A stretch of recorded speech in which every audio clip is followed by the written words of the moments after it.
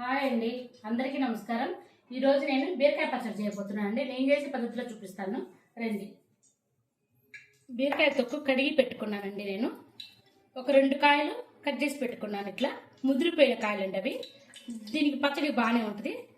ఒక టమోటా అండి, పచ్చిమిరపకాయలు ఒక 10-12 కాయలు ఉంటాయండి. పచ్చిమిరపకాయలు కడిగి పెట్టుకున్నాయి. ఇది కూడా ధనియాలు, 1 స్పూన్ ధనియాలు, 1/2 స్పూన్ జీలకర్ర, ఒక 10 గింజలమైన మెంతులండి, చిన్నులపాయ రెబ్బలండి, దానికి సరిపడా చింతపండు. ఇంకా వేయించుకున్నామండి. కొద్దిగా ఆయిల్ పెట్టాను. ఇదిగోండి ఆయిల్ అన్నీ వేస్తున్నా. జీలకర్ర, ధనియాలు, మెంతులు, ఇవి పచ్చిమిరపకాయలు చుంచి వేస్తానండి. ఇది వేగినాక తీద్దామండి. ఇదిగోండి వేయించుకొని పక్కన పెట్టుకున్నానండి. ఇలా వేగితే సరిపోతుందండి. ఆయిల్ పెట్టుకున్నా. ఒకే టమాటా అండి, ఇది బాగా నూనెలో వేయించుకున్నామండి. ఇది బాగా మగ్గనిద్దాం నూనెలో. ఇదిగోండి బీరకాయ బాగా మగ్గిపోయిన తర్వాత నేను ఒక ఉల్లిపాయ పెట్టానండి. తర్వాత చిన్నులపాయ వేసాను.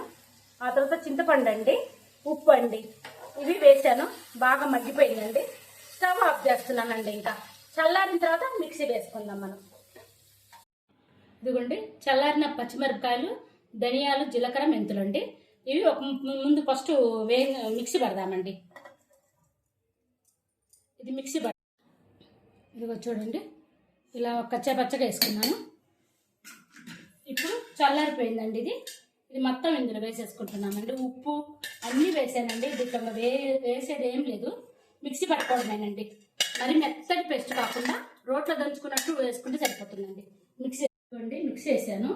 ఒక్కసారి నేను చేసిన పద్ధతిలో చూడండి, ట్రై చేయండి. చాలా టేస్ట్గా, చాలా దోశలలోకి, చపాతీలలోకి, అన్నంలోకి అన్నిట్లో చాలా బాగుంటుందండి.